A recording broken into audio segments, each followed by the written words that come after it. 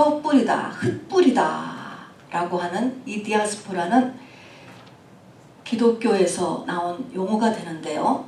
잊지 말 것은 그냥 흩뿌리는 것이 아니고 하나님의 특별한 목적에 의해서 심기웠다 라고 하는 믿음 안에 뜻을 가지고 있습니다. 하나님의 특별한 목적에 의해서 뿌려진 것이 아니고 심기워진 것이라는 것입니다. 그러니까 이런 믿음의 의미에서 본다면 정착이다, 이민 정착이다 라고 하는 것은 어떻게 빨리 미국 사람처럼 되느냐, 미국의 주류사회 속에 어떻게 들어가느냐가 목적이 아니고 믿음이라는 곳에 뿌리를 얼마나 빨리 내리느냐에 관련된 것입니다. 미국의 뿌리를 내리는 것이 아니고 믿음의 뿌리를 박는 것입니다. 여러분, 한국의 디아스포라가 지구 전체 700만이나 된다고 합니다. 이 디아스포라는 이렇듯 하나님에 의해 사명을 갖고 있는 사람들입니다. 여러분도 모두 이렇게 하나님으로부터 사명을 갖고 미국 땅에 보내졌다는 것을 잊지 마시기 바랍니다. 여러분, 이런 디아스포라의 대표적인 인물이 누굴까요? 오늘 읽은 다니엘입니다. 또한 다니엘은 뭐의 대표가 되냐면 종말을 사는 사람들의 삶의 모형이 됩니다. 다니엘은 디아스포라의 대표적인 인물이 되고 종말을 사는 사람들의 대표가 됩니다. 구약의 요한계시록이 누구에게 쓰여졌죠? 다니엘에게 써졌죠. 다니엘서입니다. 그래서 이 종말과 디아스포라의 모형이 되는데, 여러분, 디아스포라의 삶이나 종말의 삶의 특징을 들려면 여러분 무엇을 들 수 있을 것 같아요? 뭐 어떤 삶일까? 종말의 삶의 특징이 뭐죠? 종말의 삶, 종말의 삶. 우리 요한계시록 때 맨날 동그라미 그렸잖아요. 7인, 7나팔, 7대장. 그래서 한마디로 환란이에요. 환란, 고난입니다, 여러분. 그래서 디아스포라의 삶이나 종말의 삶의 특징은 고난, 환란, 문제, 재앙 다 같은 것입니다, 여러분. 그런 것들이 가득 찬 사회다라고 하는 것이에요. 그런 인생이라는 것입니다. 근데 이 환란으로 친다면, 환란을 당하는 사람 입장에서 본다면 이 환란은 뭐가 되냐면 위기라는 단어로 쓰여진다. 위기예요. 삶에 크라이시스가 오는 것입니다. 위기라는 말은 위험한 기회의 약자예요. 위기로 다가오는 것입니다. 자, 그래서 오늘은 종말을 사는 우리, 또 디아스포라의 삶을 살게 되는 우리가 명심해야 될 것. 어떻게 이 환란을 내가 반응해야 되느냐. 위기 관리, 마찬가지인 것입니다. 어떻게 위기 관리해야 되느냐. 세상에서는 사람이 위기를 한 번씩 만나면 충격이에요. 한 방씩 먹는 거예요. 충격을 한 번씩 받을 때마다 오장육부가 하나씩 나간대요. 간이 나가고. 모르죠? 그것도 지나고 나서 하는 거예요. 심장이 나가고 심장이 나가고. 그래서 결국은 병들어 죽게 되는 것이죠. 다니엘은 그렇지 않았어요. 다니엘은 거의 100세까지 사셨거든요. 자, 그래서 어떻게 위기를 대처했는가 하는 것이죠. 우리가 알다시피 다니엘의 삶은요, 17살 때부터 돌아가실 때까지 거의 100세 가까운 그때까지가 모든 것이 다 위기로 가득 찬 삶이었습니다. 환란으로 가득 찬 삶이었습니다. 그것을 다니엘은 이겨내셔서 이기는 자의 모델이 되셨다는 것입니다. 그래서 우리가 이제 지금 하나님께서 같이 나누고 이 영적 원리가 같기 때문에 우리도 그렇게 이기는 자가 되기를 하나님께서 원하시는 것입니다. 여러분, 잊지 말 것은 이 땅에는 원수가 있다는 걸 잊어버리시면 안 돼요. 하나님이 살아계신 것만큼 원수도 살아서 활동하고 있습니다. 우리에게 재앙이 와요. 위기가 와요. 충격이 오면 금방 달라붙는 것이 바로 마귀인 것입니다. 마귀는 우리에게 두 가지로 우리에게 역사합니다. 이 두 가지, 우리가 반드시 관리해야 될 두 가지가 뭐냐면, 하나는 소망이고 하나는 두려움입니다. 요즘 세상에서는요, 자살 당한다 이런 말이 있더라고요. 자살을 당한다는 거예요. 그런 것처럼 소망과 두려움이라고 하는 이 두 기둥을 공격함으로 인하여서 스스로 멸망에 이르게 되는 거예요. 내 스스로가. 자, 그래서 이렇게 공격을, 간접적인 그러나 강력한 공격을 하는 것이 소망과 두려움입니다. 그래서 은혜 시대에는 우리의 두 팔을 우리가 항상, 저도 이제 신앙생활 시작할 때 그 훈련 받았어요. 우리 신앙생활은 뭐냐? 말씀과 기도다. 이게 은혜 시대 하는 거예요. 자, 여러분 해보세요. 오른손은 말씀, 그 다음에는 기도. 가장 중요한 건 이 두 개예요. 말씀과 기도. 이제 종말은 환란 시대에 들어가거든요. 또 디아스포라의 삶의 시대, 똑같이 환란 시대라고 하는데, 환란 시대는 뭐를 해야 되냐면 오른손이 소망 해보세요. 소망. 한 손은 두려움. 두 관리를 해야 돼요. 소망과 두려움 관리를 잘해야 됩니다. 소망, 두려움. 전부 해보세요. 시작. 소망, 두려움. 자, 우리가 계시록도 이제 어쨌든 한번 쫙 훑었기 때문에 이게 내 삶에 다가올 때 이제 내가 이거를 살아내야 되는 거예요. 그래서 계시록의 2장 3장의 얘기처럼 이기는 자가 돼야 저 새 예루살렘 성에 들어가죠. 또 이 땅에서도 한 주님의 증인으로서 빛과 소금의 역할을 감당하지 않겠습니까? 그러려면 구체적으로 이제 내가 해야 되는 것이 소망과 두려움의 문제다 라고 하는 것을 이 말씀과 기도만큼 중요하게 우리 속에 명심해야 됩니다. 자, 소망이라는 게 도대체 뭐냐? 소망은 다른 말로 하면은 희망이에요.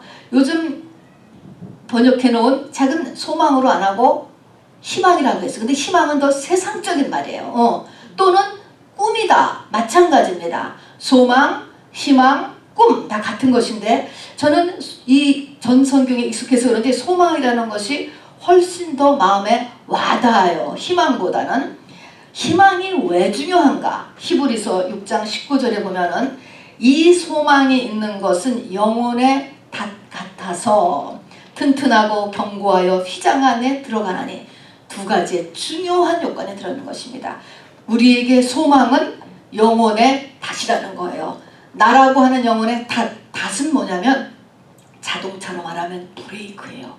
브레이크가 없는 차를 운전하면 어떻게 되는 걸까요? 죽겠죠? 그래서 영혼을 배로 비유해서 영혼의 닷 같은 거예요. 소망이 없으면 그러니까 뭐 망하는 건 시간 문제예요. 어디 가서든지 쾅 부닥쳐가지고 좌초하게 되겠죠. 그래서 영혼의 소망은 당신의 영혼의 닷 같다. 또 하나 중요한 것은 튼튼하고 견고해야지 휘장 안에 들어간다는 거예요. 우리는 다 휘장 안에 지금 들어가는 지성소 신앙을 갖기를 소망하는 사람들 아닙니까? 그런데 지성소 신앙을 들어간다는 것은 우리가 늘 배우듯이 겉사람이 죽는 거예요. 그죠?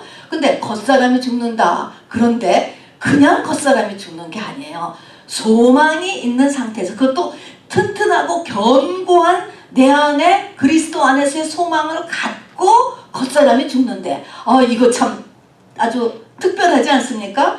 그냥 겉사람이 죽는 것은 세상 사람들이 죽는 거예요. 그거는 세상 사람들이 낙심하고 멸망하고 그리고 뭐 극단적 선택까지 하고 하는 그런 겉사람의 모습이에요. 우리 믿는 사람들이 바로 이 새 사람이 되는 것은 바로 견고하고 튼튼한 소망을 가진 채로 겉사람이 죽는 거예요. 그런데 이게 소망이 없으면 지성소를 못 들어가는 거예요. 그냥 겉사람이 죽으면 아무것도 안 해요. 안 하는 한도 못해요, 여러분. 자, 그러니까 이렇게 소망이 굉장히 중요하다라고 하는 것인데, 우리의 환경에 계속적인 어려움이 터지고 또 내가 감당할 수 없을 것 같은 이런 위기가 찾아오고 또 그것이 반복적으로 일어나고 금방 또 해결이 안 되고, 그럼 어떡할까요? 마귀가 금방 소망을 끊어놓는 거예요. 이 쥐가 와서 밧줄을 긁어먹듯이 우리의 소망을 막 갉아내기 시작하는 것입니다. 야야, 기도한다고 되냐? 교회 다닌다고 되냐? 믿음이 그렇게 되느냐? 네가 그 일을 할 수 있겠니? 너는 이미 늦었어. 여기는 미국 땅이야. 또는 너는 나이가 지금 몇이냐? 이런 일을 우리 속에 끊임없이 생각에 넣어준다는 것입니다. 여기서 이것을 붙잡으면 어떻게 될까요? 내 생각이 변화하기 시작하는 거예요. 내 생각이 변한다는 것은 뭡니까? 소망의 끈이 점점 갉아먹는 거예요. 소망이 약해지는 거예요. 희망이 약해지는 거예요. 꿈이 줄어드는 것입니다, 여러분. 이런 일들이 일어난다는 것입니다. 여기서 어떻게 소망을 견고하고 튼튼하게 하느냐? 성경은 여기에 기도의 전쟁이라고 이야기하는 거예요.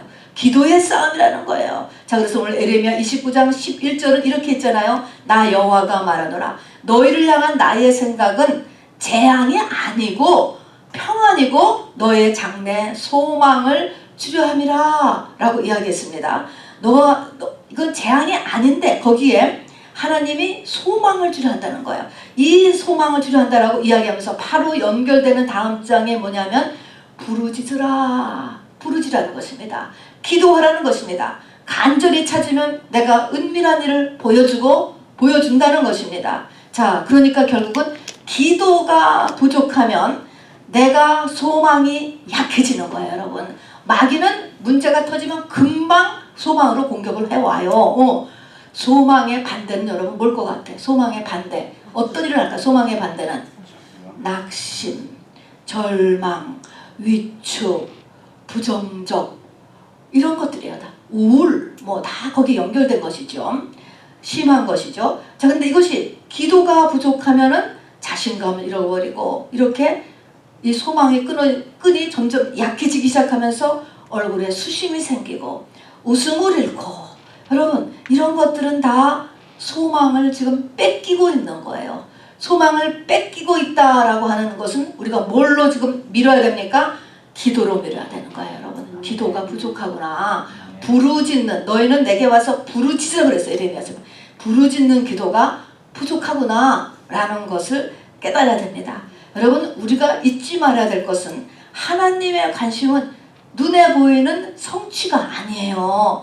내가 당장 수입이 얼마가 되지 못했다고 해서 당장 우리 아이가 무슨 문제를 일으켰다고 해서 우리의 소망이 약해질 수가 없는 거예요. 그거하고 상관없는 거예요. 하나님의 관심은 보이지 않는 것에 있어요. 우리의 영혼이에요. 우리 자녀의 영혼인 것입니다. 속사람인 것입니다.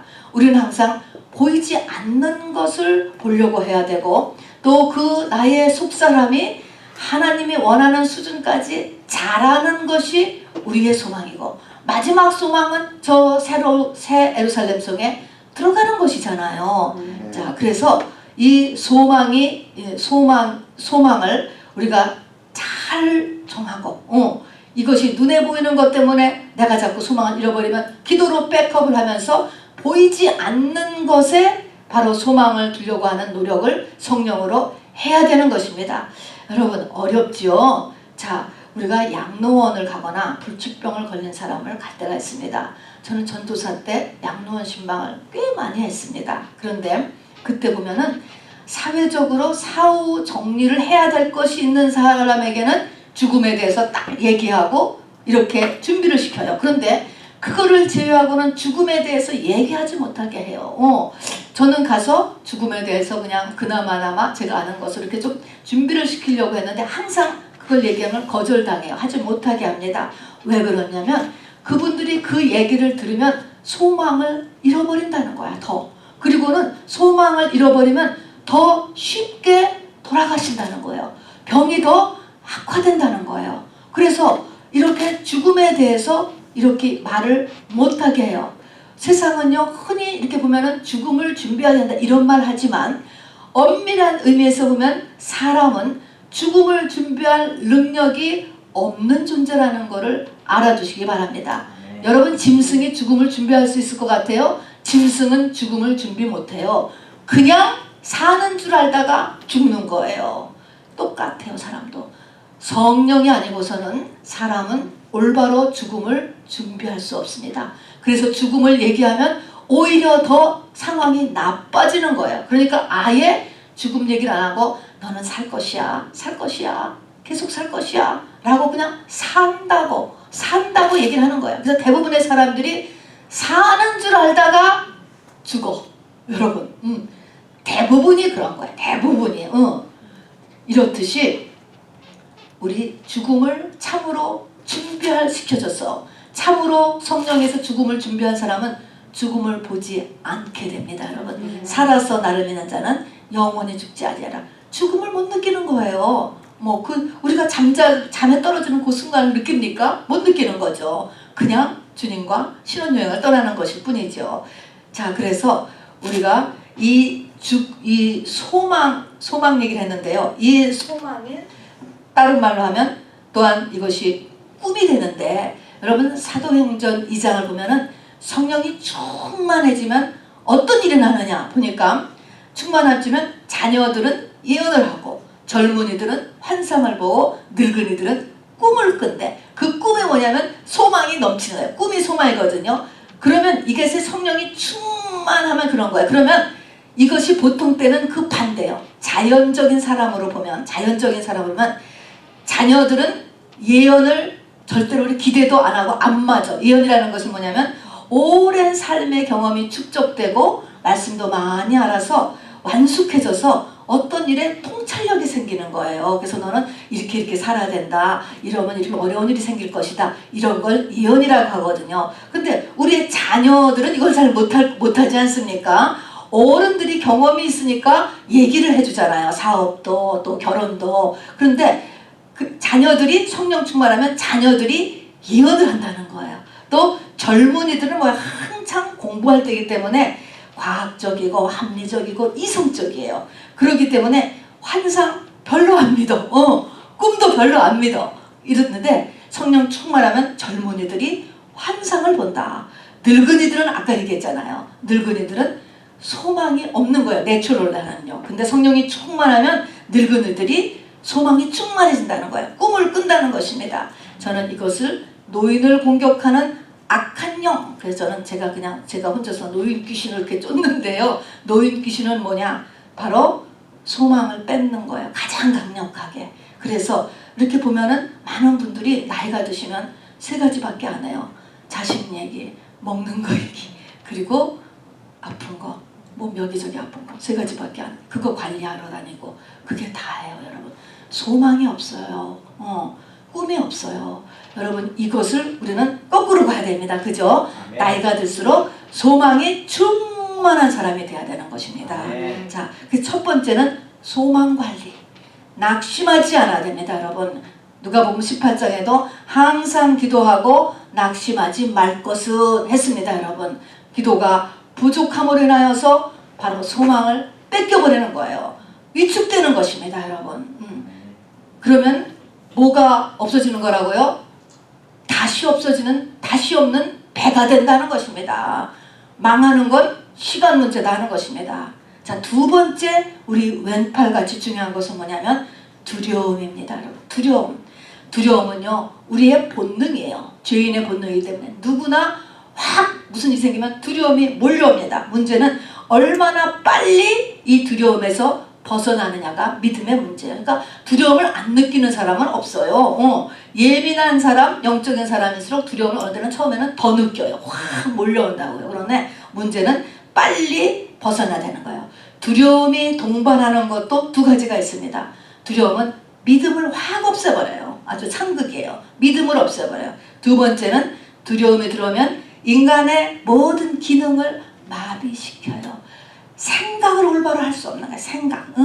생각이 정상적인 생각을 작동시킬 수가 없으니 뭐가 되겠습니까? 그러니까 또 망하는 길로 가는 거예요. 자살 당하게 되는 거예요. 그래서 소망이 없어져서 브레이크 없는 차를 만들고 또 두려움을 관리를 못하게 함으로 인하여서 내가 정상적인 생각을 할 수 없게 한다니까요. 이렇게 함으로 인하여서 나를 멸망에 빠뜨리게 된다는 것입니다. 자, 우리가 알다시피 다니엘의 삶은 17살 때부터, 그전은 성경에 기록되어 있으니까 모르지만 17살 때부터 돌아가실 100살 가까운 나이가 전체가 다 위기로 가득 찬 삶이라고 이야기했습니다.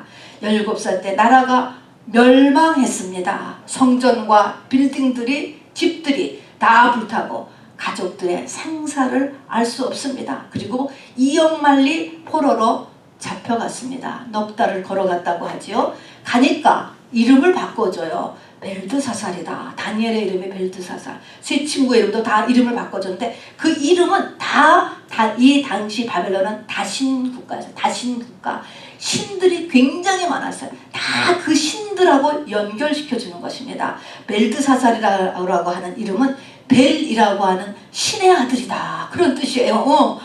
그러니까 나머지 세 친구도 다 신들하고 연결된 그런 이름으로 다 그렇게 이름을 바꿔줘 버리고는 이제는 왕궁에서 공부를 시키는데, 여러분 공부한다는 게 뭡니까?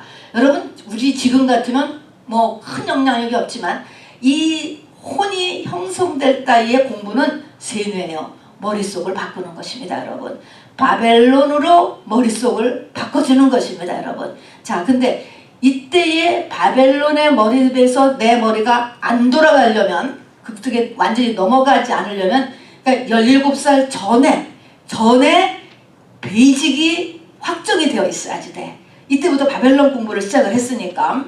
그런 다음에 이렇게 왕궁에서 좋은 이런 삶의 환경을 만들어주면서 항상 마귀는 그렇죠. 동시에 뭐예요? 삐까닥하면은 너는 죽일 수도 있다라고 하는 죽음의 위험을 항상 한쪽에다가 또한 불어 넣어줍니다. 거기다가 왕궁 학교에 있으면서 다니엘은 자신이 환관의 길을 가게 될 것을 알았을 때 얼마나 충격이었을까. 여러분은 생각할 수 있지 않습니까? 살아남는 길이 없는 거예요. 그거 외에는. 그런 충격을 받았어요. 충격입니다. 그 다음에 그게 1장입니다.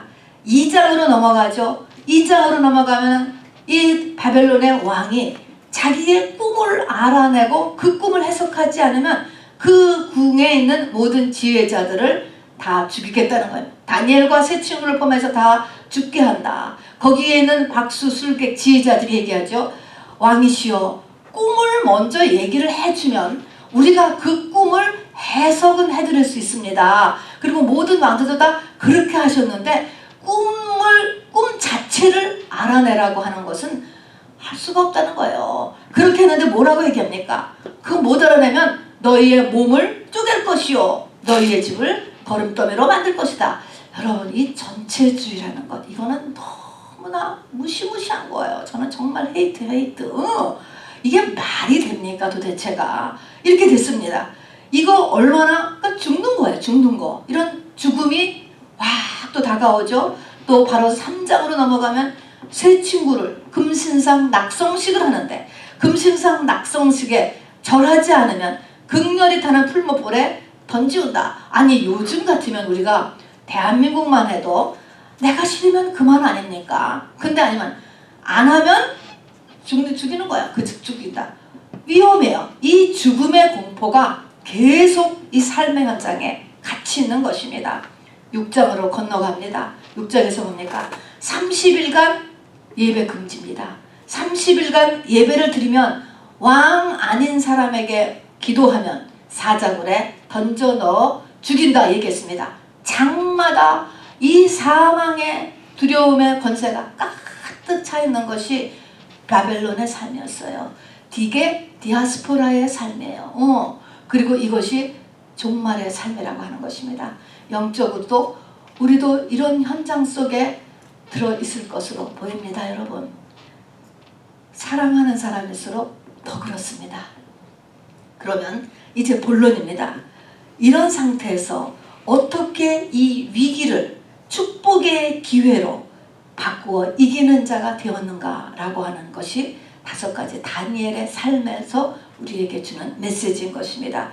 첫 번째요, 다니엘은요, 다니엘서 11장 32절에 우리의 그 박스 안에 주고 있는 게 보면은, 다니엘은요 자기의 하나님을 17살 때 이미 알았다라는 것입니다.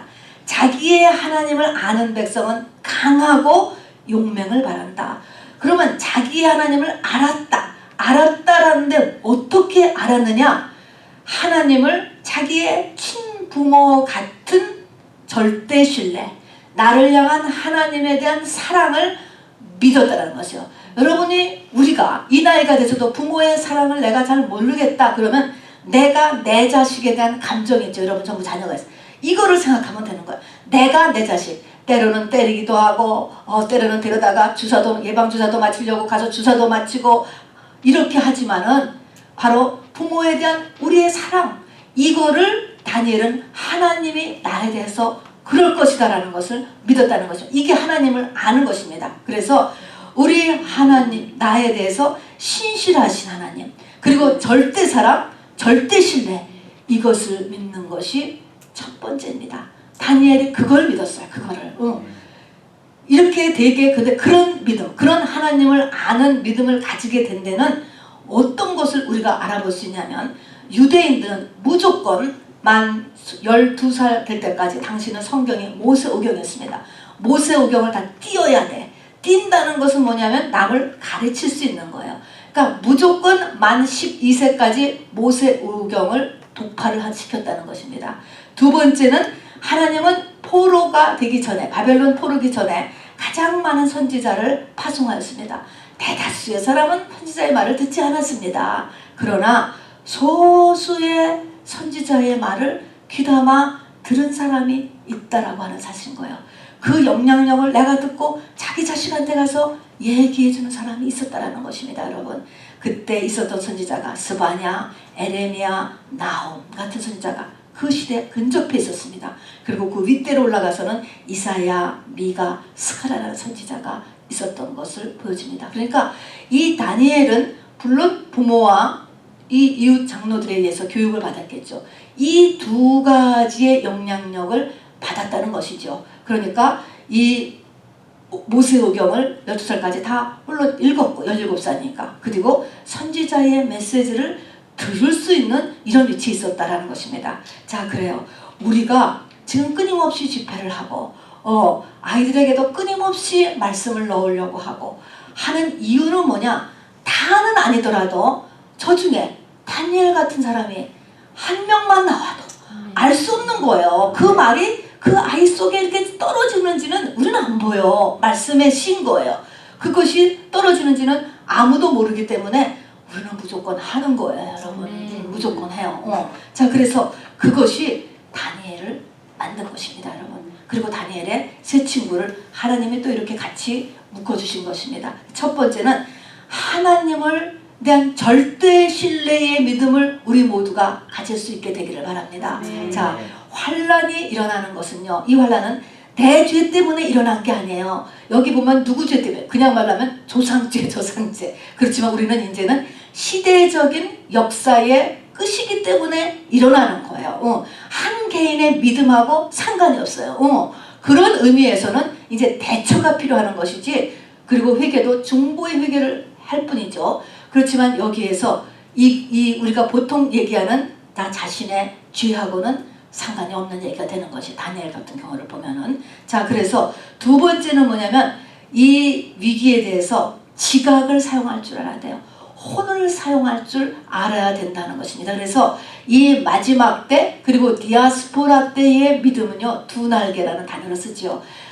기도와 말씀이 아니고 영적인 것과 혼적인 것, 두 가지 능력을 같이 써야지 날른다 하는 것입니다. 실력이라고 얘기하죠. 실력. 자, 그래서 지각을 사용할 수 있어야 된다. 그래서 광야에서 최초의 전쟁을 할 때, 이것이 아주 급할 때 전쟁이죠. 모세는 기도하고 여호수아는 나가서 싸웠죠. 전부 기도만 한 게 아니죠. 이것이 내 속에서도 같이 일어나야 되는 거야. 공동체에서도 같이 일어나야 되는 것입니다.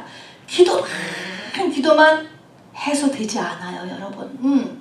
이거 한쪽이 다른 쪽이 같이 움직여야 되는 것입니다. 자, 그래서 히브리서 5장 14절에서도요, 장성한 자는 단단한 음식을 먹을 줄 알아야 되고, 그 다음에는 지각을 사용하여 연단을 받아 선악을 분별하는 자들이라. 연단을 받으면서 생각을 훈련하고 생각을 돌려야 되는 거예요. 자, 그래서 이 일을 어떻게 해결할까? 이 일을 어떻게 처리할까? 또 어떻게 이 사회를 견뎌내고 마지막 때를 살고 또 디아스포라의 이민자의 삶을 살 것인가 라는 것에 생각을 동원해 나가는 것입니다. 자, 그래서 여기 보니까 이 1장에서 보면 왕궁 파티 할 때 보니까 이 파티에서 우상에게 바쳤던 음식을 다 먹어야 되잖아요. 이거를 안 먹어야 되겠거든. 이거는 먹으면 안 될 것 같아. 이름 바꾸는 거는 못 막았지만 이거는 뺄 수 있을 것 같다. 그리고 빼야 되겠다 라고 했을 때 다니엘 어떻게 합니까? 환관장을 찾아가잖아요. 환관장이 말하는 거예요. 찾아가고 여기서 내가 채식 금식을 해야 되겠다. 이렇게 물론 다니엘의 삶은요 성령의 인도함이었어요. 성령의 하나님께서 하신 것이지만 여기에 분명 사람과의 연합이 있는 거예요. 내가 그렇게 하려고 해야 되는 것입니다. 이것을 어떻게 빠져나갈 것인가 라는 것을 다니엘이 생각을 하고 바로 이 환관장을 찾아가서 말하지 않습니까? 2장에 들어가서도 마찬가지예요. 꿈을 못 알아맞추면 다 죽는다. 거기에 쓴 지혜자와 박수와 술사들은 못한다는 거잖아요. 그런 일은 있을 수도 없고 한 번도 해본 적도 없다. 그럼 다 죽는 거예요. 이렇게 했을 때 다니엘이 이제 나가는데 근위대장 아리옥을 찾아갔다 그랬습니다. 이때는 환관장을 찾아간 것도 아니고요. 근위대장 이거를 어떻게 해결할까 일단 좀 늦추자 하는 것입니다. 가서 생각을 하고 이 문제를 해결할 수 있는 적합한 방법을 강구하고 사람을 만나는 것이죠. 그런데 거기서 이 근위대장 아리옥을 찾아가고서 다니엘은 명철하고 지혜롭게 말을 했다. 여러분 놀랍지 않습니까? 명철하고 지혜롭게 말을 했다. 여러분 우리 1세대, 2세대도 약간 그런 것 같아요. 유명한 변호사가 잘못돼요. 왜 그러냐면 언어, 영어를 명철하고 지혜로운 고급 언어를 사용하는 것이 부모님 때문에 딸려서 그렇다는 거예요. 유대인들은요 이 조그맣을 때부터 모일 때부터 디스커션을 계속 하잖아요. 하면서 언어 능력을 발달시키는 거예요. 남의 비위를 건드리지 않고 목적을 얻어내는 거, 요 말이에요. 편지 쓰는 거, 또 말하는 거, 이것이 아주 굉장한 훈련을 받는 게 유대인들이에요. 왜냐면 디아스포라로 전 세계를 떠돌아다니면서 살아남아야 되니까. 또 바벨론 70년 이렇게 주변의 강대국 사이에서 살아남으려면 요 말하는 것과 레더 쓰는 것과 이런 것들에 대한 훈련이 저절로 되었습니다. 여러분 다니엘이 말을 명철하고 지혜롭게 해서요 이 문제를 해결했다니까요. 자 그래서 이렇게 움직이는 운동력이 우리에게 필요하다는 것입니다. 미국에 왔으면 미국에서 먹고 살 수 있는 것을 그런 잡을 찾아야지. 그것도 지혜지. 한국같이 생각하면 안 되죠. 그렇습니다. 자, 그 다음에 세 번째로 다니엘이 이기는 자가 되게 한 원리는 뭐냐면 새 친구예요. 하나님이 이 새 친구를 붙여줬습니다. 여러분 이 새 친구가 뭐냐면 교회예요. 여러분 교회. 욥도 새 친구에서 결국은 하나님이 원하는 고지까지 올라갔듯이 이 다니엘도 견뎌낼 수 있었던 것이 새 친구가 있었기 때문입니다. 새 친구는 총 합해서 4명이 되잖아요. 동서남북을 원수의 공격을 막을 수 있는 것입니다. 여러분 우리는 절대로 나 혼자서 믿음을 끝까지 잘 갈 수 없는 것이에요. 당연히 우리는 때때로는 미혹되고 또 실족도 하고 잘못 생각하고 게을러지고 할 때가 있어요. 그럴 때 우선 이렇게 단체가 모이는 곳에 성령이 역사해요. 두세 사람이 내 이름으로 모인 곳에 모여야 되는 것입니다. 그곳에 역사하는 성령으로 인해서 내가 깨달음이 오는 거야. 특별 은혜죠. 여러분 이거는 인터넷만 가지고는 안 되는 거예요. 그래서 모여야 됩니다. 그런 이 교회의 모임, 그 다음에는 성도 간에 때로는 조언해주고 때로는 서로 권면해주고 또 때로는 붙잡아주기도 하고 이런 일들을 통해서 다니엘이 이기는 자까지 갈 수 있었다는 것입니다. 여러분 자 그래서 4-3명의 친구 교회가 있어야 된다. 그리고 네 번째는요 기도 훈련이 되어 있어야 돼요. 저는 이 기도 훈련을요 훈련 정도가 아니고 기도 중독 수준까지 되어 있어야 되는 거예요. 기도 중독. 다니엘서에는요 우리가 하는 온갖 종류의 기도가 다니엘이 다 해요. 다 등장합니다. 철야기도 가자마자는 철야기도가 아니죠. 가자마자는 금식기도, 작전기도. 그 다음에 왕의 꿈을 알아내기 위해서는 합심 철야기도를 하죠. 철야 기도가 나오죠. 다음에 금식 기도 나오죠. 작정 기도 나오죠. 또 3번 주여 주여 부르는 우리가 맨날 부르는 거다 다니엘이 부른 거예요. 그래서 이렇게 주여 주여 3번 부르는 기도, 또 부르짖는 기도, 또 정시기도 나와. 정시기도 하루 3번 시간을 정해놓고 다니엘서 6장에 보면은 30일간 정시 기도를 하는 것입니다. 여러분 이런 모든 기도를 다 했다. 이거에서는 문제가 왜 기도를 했을까요? 어려우니까 하는 거예요. 낙심이 되려고 하니까 하는 거예요. 소망이 끊어지려고 하니까 하는 거예요. 그러니까 이런 뭔가 어려운 일이 있다면은 기도해야 되겠다. 이 생각이 중독 수준으로 가야 된다니까. 알코올 중독자는 아무리 알코올의 나쁜 것을 얘기해도 먹어야 돼. 노름에 중독된 사람은 정말 묻거나도 막 풀고 뭐 손을 자르고라도 막 노름에 간다면서요. 그럴 정도로 기도 중독이 돼야 돼요, 여러분. 몸에 배야 되는 거예요. 탁 하면 톡 하고 나올 만큼 기도 중독의 사람으로 만들어야 우리가 이것을 이겨낼 수 있다는 것입니다. 그래서 기도 중독, 다니엘은 기도 중독의 사람이었습니다, 여러분. 그 다음에 이 5번째는요, 영적인 응급처치를 우리가 스스로에게 할 줄 알아야 됩니다. 응급처치. 여러분 누구든지 간에 칼로 찔러보세요. 피가 나요. 똑같은 거예요. 사람은요. 탁 무슨 일이 있으면 확 충격을 받게 되는 거예요. 상처를 받는 것입니다. 이렇게 할 때 감정의 공격이 금방 들어오고 자존심이 확 무너지고 이러잖아요. 이럴 때 내가 이것을 바로 응급처치를 스스로 해야 된다는 것이죠. 뇌졸중에 걸려서 쓰러졌다잖아요. 팍 쓰러졌으면 어떻게 해요?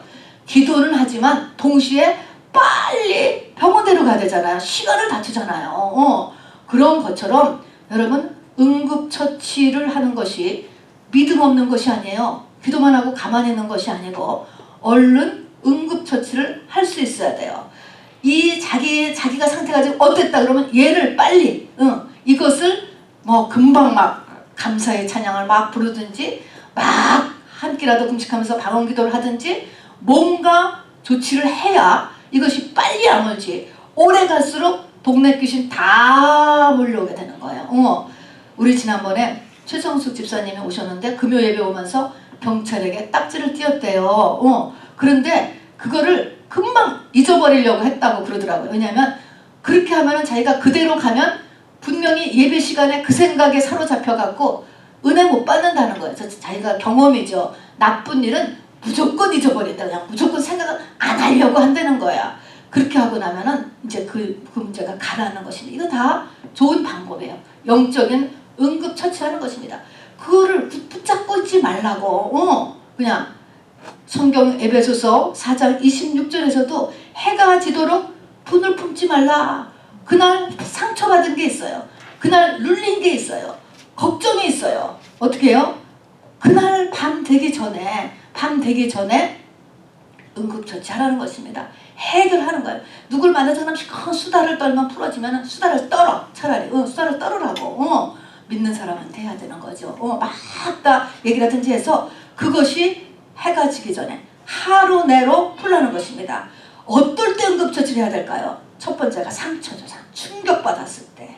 엄청나게 자존심의 회상을 입었다던가 트라우마 같이 그냥 확 충격으로 왔다는 거. 다음에 두려움.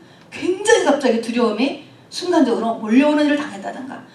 다음에는 조금 두려움이 강한 두려움은 공포, 허러. 공포로 막 다가올 때가 있다던가. 또 있습니다. 이 응급처치. 충동도 있어요. 충동. 강한 성적인 욕망이 올라올 때. 또 먹는 것도 들어가요, 여러분. 사는 것도 들어가요. 이런 막 충동, 이 흑의 충동이 올라올 때 이거를 응급처치를 해야 돼요. 순간적으로 0.1초 쉬고서 하면서 이거를 응급처치를 할 수 있어야 됩니다.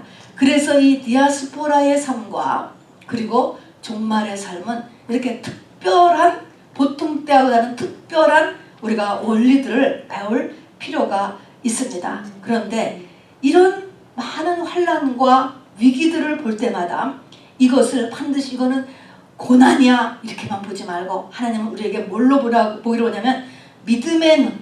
믿음의 눈은 뭐냐면 너를 빨리 업그레이드를 시키기 위한 믿음의 눈. 너를 빨리 축복 주기 위한 하나님의 계획으로 우리가 또한 볼 수 있게 되기를 바랍니다. 문제가 많을수록, 문제가 클수록 큰 도약의 계기가 된다는 것을 잊지 마시기 바랍니다. 다니엘서 세상적으로만 봐도요, 1장에서 다니엘이 10일 채식하고 나서 다니엘 하나님부터 신령한 은혜를 받았어요. 어떤 은혜 받았는지 알았어요? 그 왕궁에 있는 학생들 가운데 10배나 더 똑똑하게 해줬다니까. 공부를 엄청 잘하게 됐어요. 보이지 않는 축복이에요. 금식의 축복인 것입니다.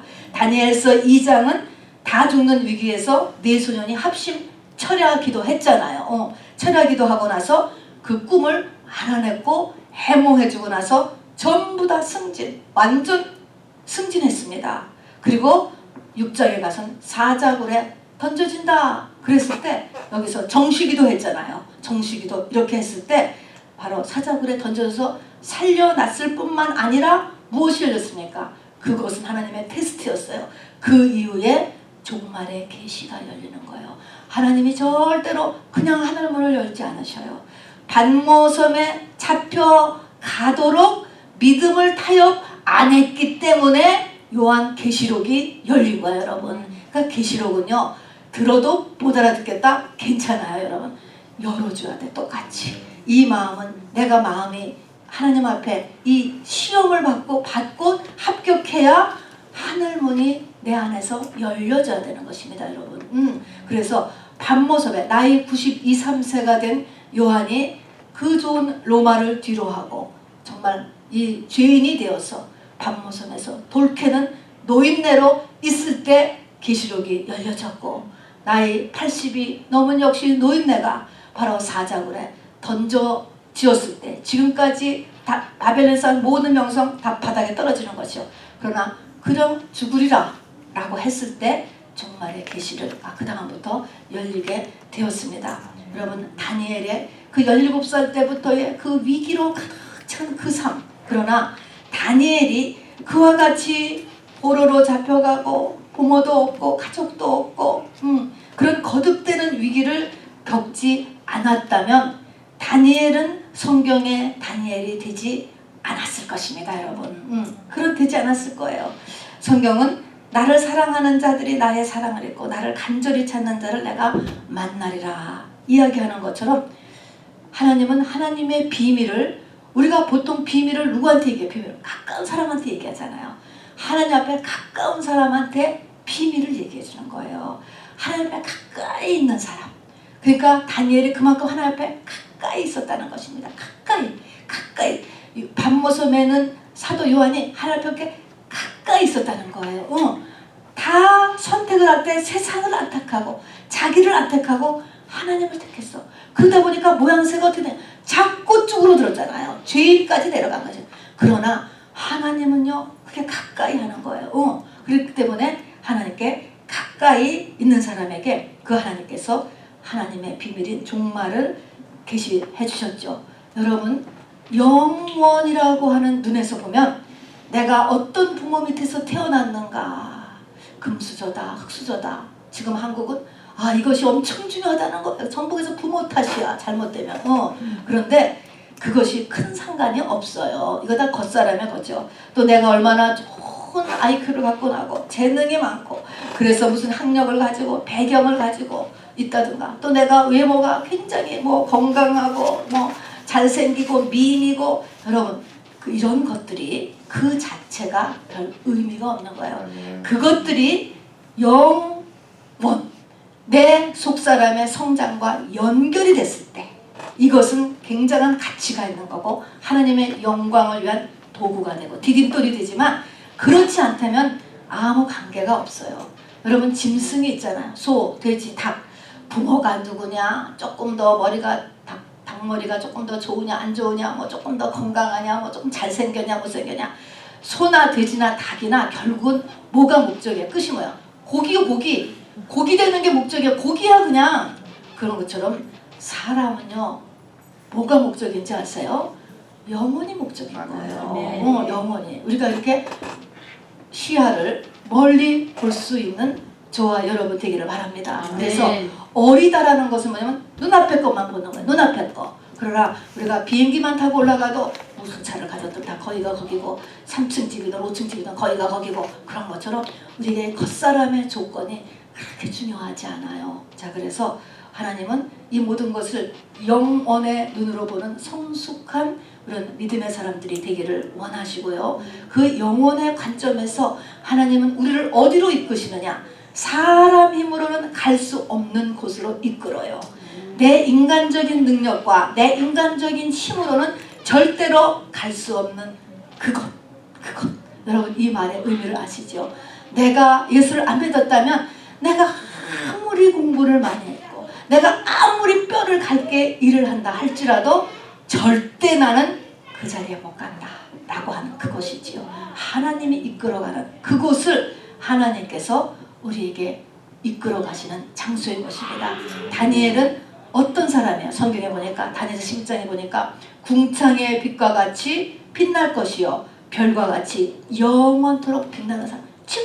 지금도 이렇게 영원에 빛나는 이런 사람으로 우리를 이끌어가는 것입니다. 결론은 뭡니까? 우리 오늘 이 디아스포라의 삶 그리고 종말의 삶에서는 두 가지 말씀과 기도 외에 이제는 뭡니까? 소망과 두려움 잊지 마시기 바랍니다. 이 두 가지를 내 안에 여러분이 하게 돼요. 자기가 관리하는 것입니다. 여러분 자기 목회하는 것입니다. 자, 그러면 소망과 두려움을 여러분 꼭 관리하셔야 되고 이를 위해서 5가지 준비사항은 하나님에 대한 절대 신뢰, 두 번에 혼을 사용할 줄 알아야 돼요. 지각을 사용할 줄 알아야 됩니다. 두 번째는 여러분의 새 친구, 교회가 있어야 돼요. 그리고 기도 중독된 사람이 돼야 됩니다. 그리고 영적 응급처치를 스스로에게 할 수 있는 사람이 되어야 합니다. 여러분 이렇게 하지 않으면 그 상처가 충동이 커져요. 뭐가 다쳤을 때 금방 바세린을 발라주고 이렇게 알코올을 발라줘야지 줄어드는 것이지 이걸 안 하면 문제가 커진단 말입니다. 그래서 응급처치를 할 수 있는 저와 여러분들을 주님의 이름으로 축원합니다. 여러분 우리는 이미 디아스포라고 우리는 이미 말세에 들어갔습니다. 우리 자기 자신을 위하여서 이 시간에 우리 같이 기도하시겠습니다. 기도하고 마지막 찬양하겠습니다. 우리 주님의 이름 우리 3번 불러볼까요? 다니엘 같이요. 주 예수여